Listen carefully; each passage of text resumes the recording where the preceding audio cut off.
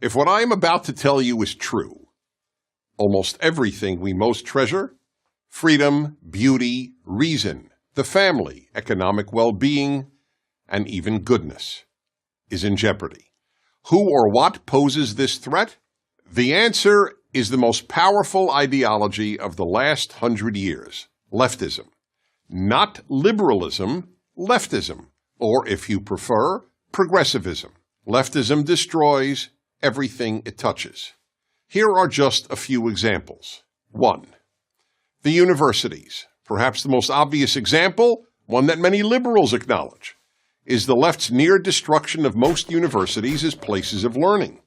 In the words of Harvard professor Steven Pinker, an atheist and a liberal, because of the left, quote, universities are becoming laughingstocks of intolerance, unquote. At almost every university, and now high schools and even elementary schools, students are taught to shut down, not debate, those who differ with them, and to rely on feelings rather than reason.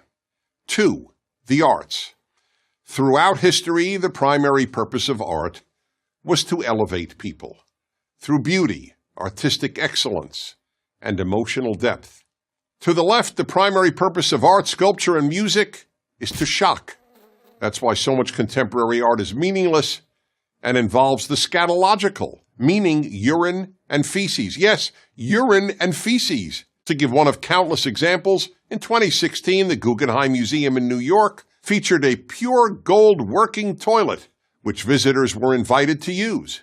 The name of the exhibit was America, so one could literally relieve oneself on America. 3. Literature.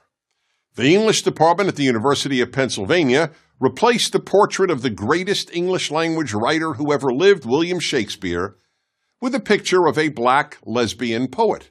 Why? Because he was a white European male. Leftist professors have replaced the pursuit of excellence with the pursuit of diversity. 4. Late-night television.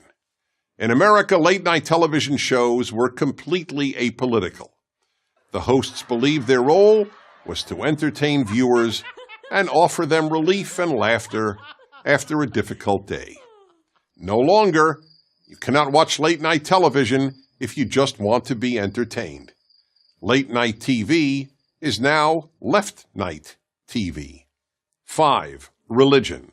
The left has ruined much of mainstream Protestantism and Catholicism and non-Orthodox Judaism, which are now little more than left-wing organizations with religious symbols. In many churches and synagogues, one is more likely to hear the clergy talk about political issues than about any other subject, including even the Bible.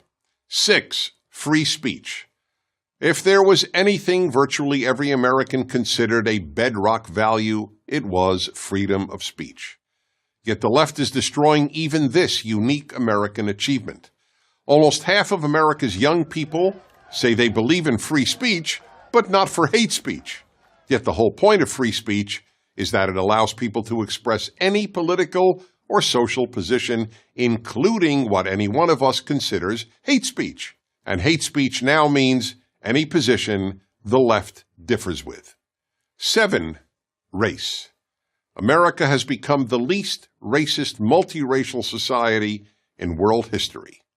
On a daily basis, Americans of every race and ethnicity get along superbly, but the left constantly poisons young minds with angry diatribes about systemic racism, microaggressions, and white privilege.